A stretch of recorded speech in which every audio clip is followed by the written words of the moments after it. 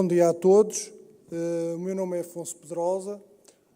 eu sou administrador hospitalar e neste momento trabalho como responsável do Serviço de Inteligência de Dados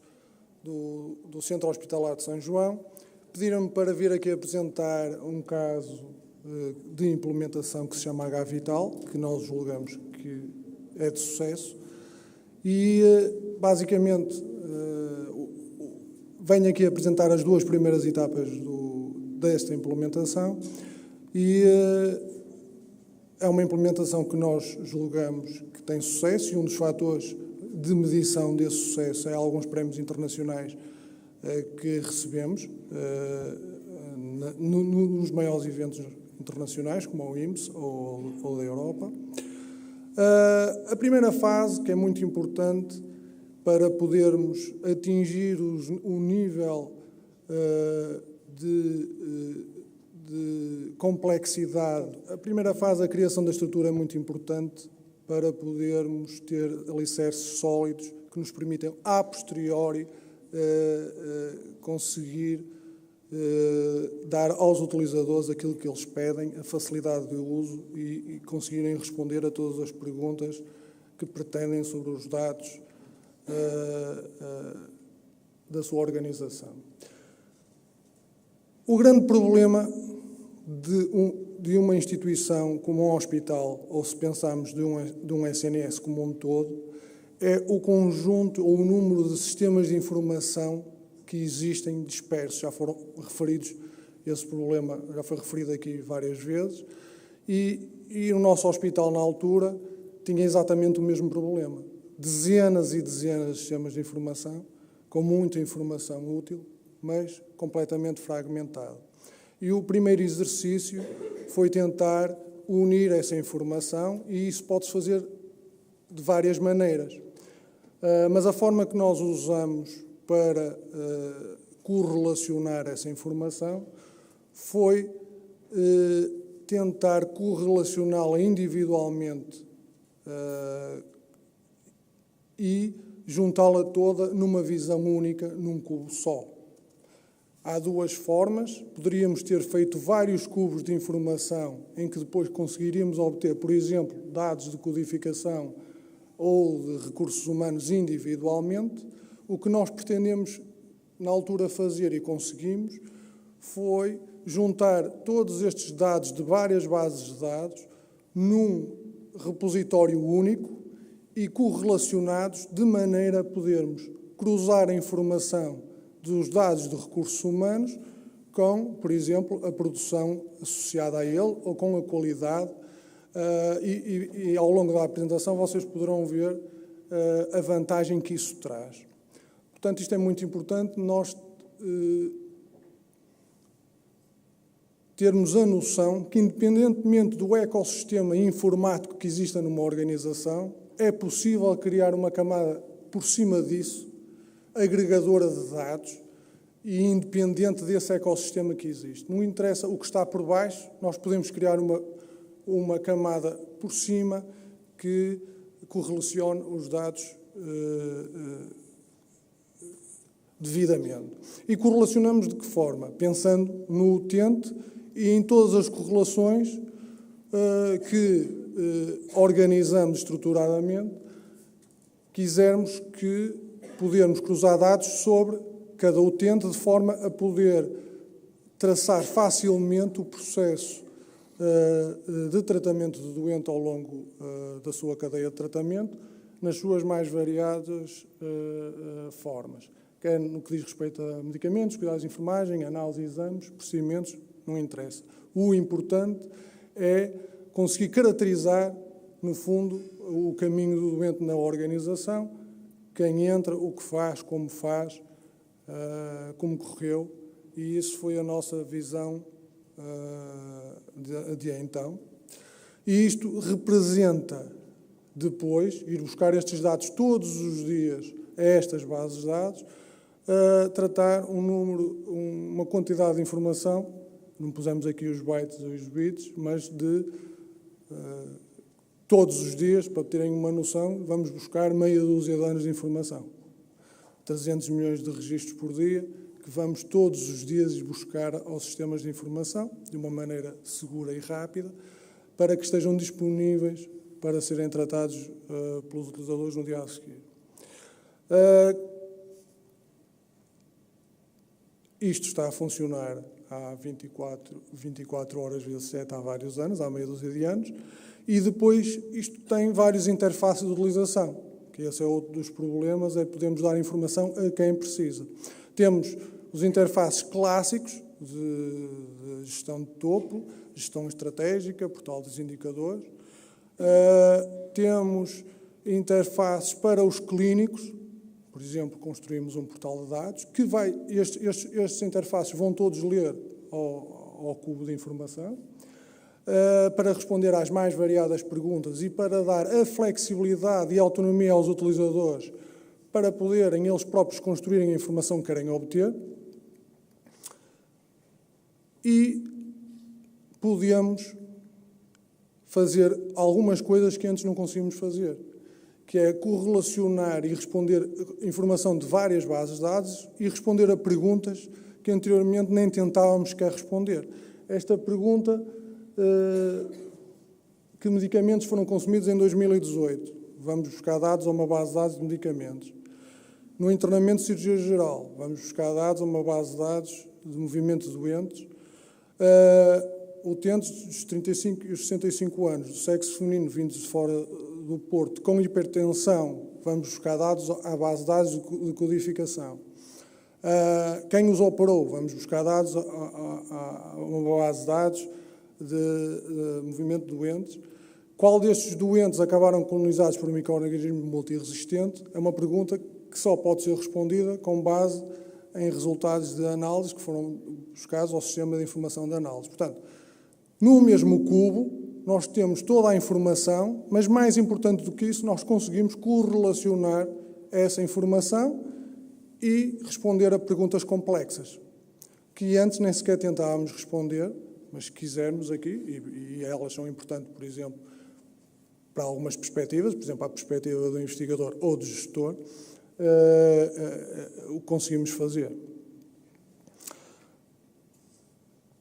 Claro que nem só para a gestão estratégica é importante ter grandes quantidades de dados.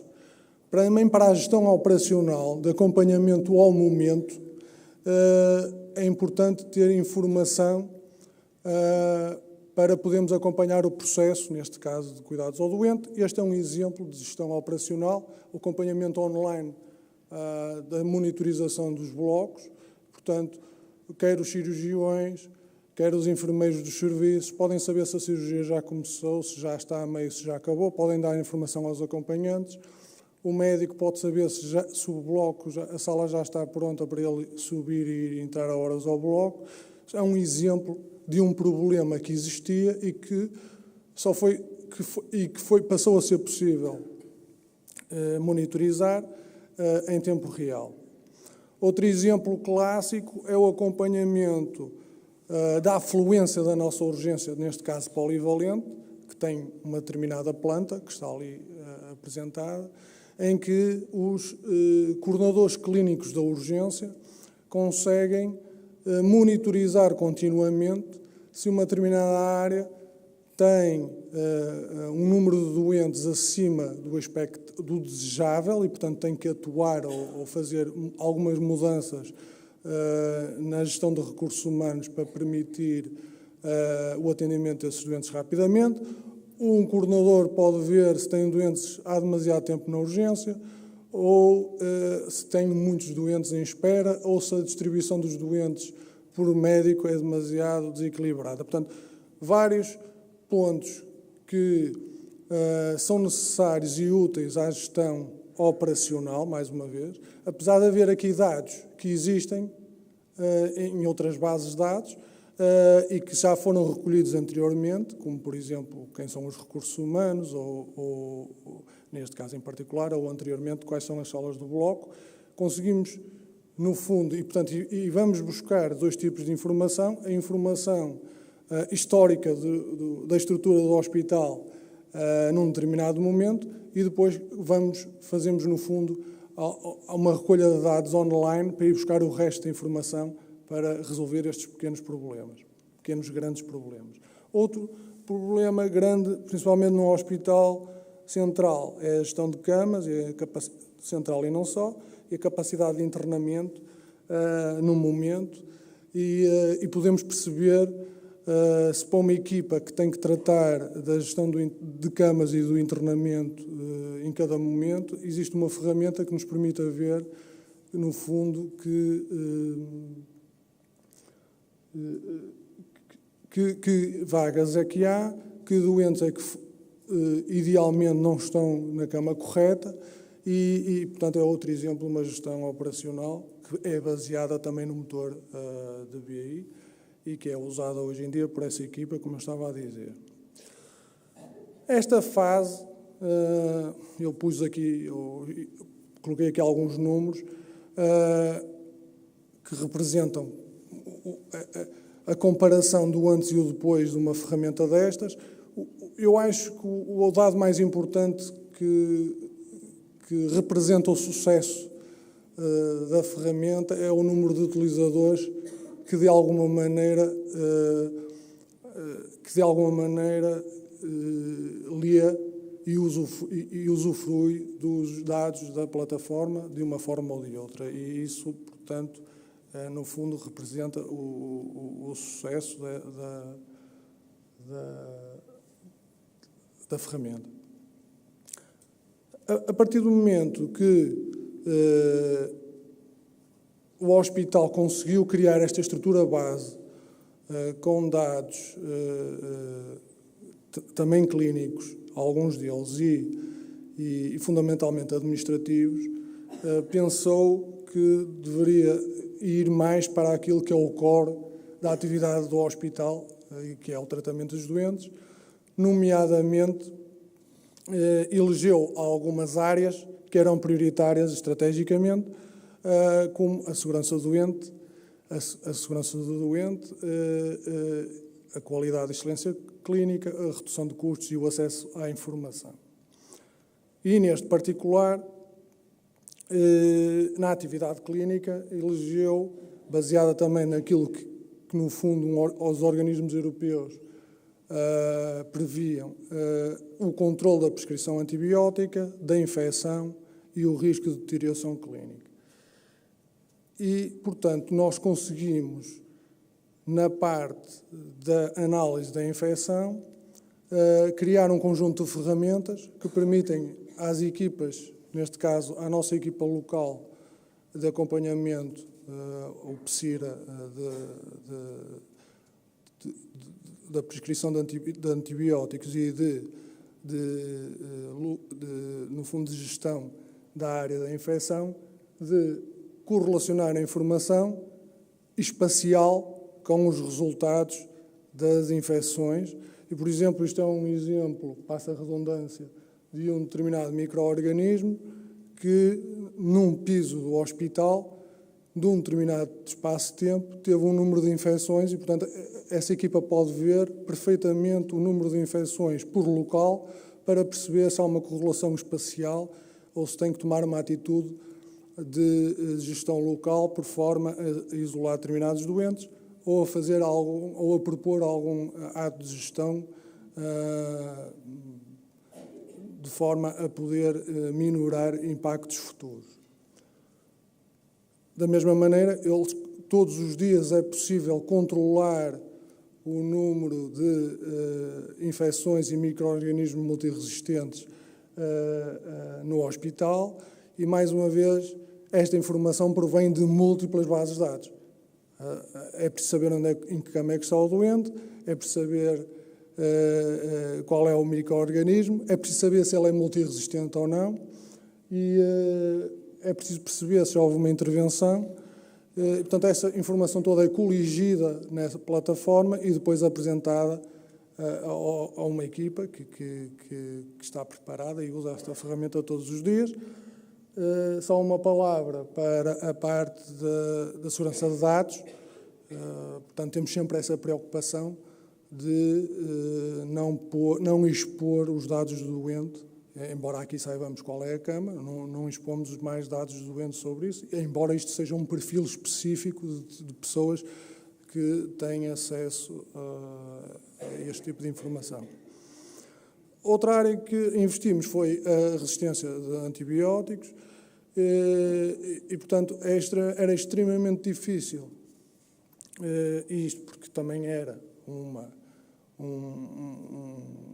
uma estratégia global, era extremamente difícil a qualquer clínico conseguir ler o histórico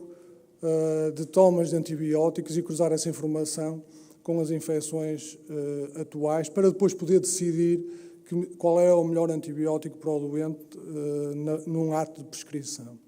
E então construiu-se uma pequena ferramenta que é usada todos os dias, dezenas ou centenas de vezes, e que ajuda a correlacionar a informação histórica de um doente com as tomas de antibióticos, independentemente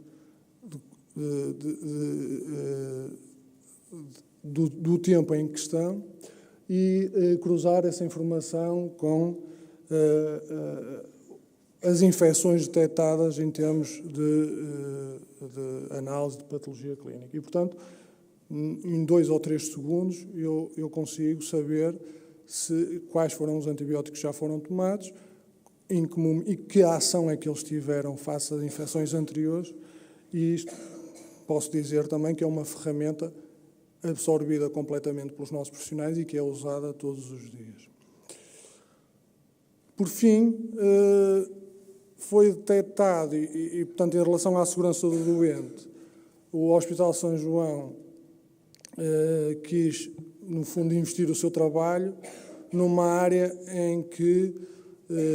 precavesse o risco de ida para cuidados intensivos e o problema, o ponto de partida foi que se verificava na literatura que em 80% dos casos os doentes, dos 80% dos casos que entram em intensivos vindos de um nível de cuidados inferior, nas 24 horas anteriores os doentes tinham sinais, ou 3/4 desses doentes tinham pelo menos um fator de risco de vida nas últimas 8 horas. E a partir daí construiu-se uma ferramenta que coligiu um conjunto de parâmetros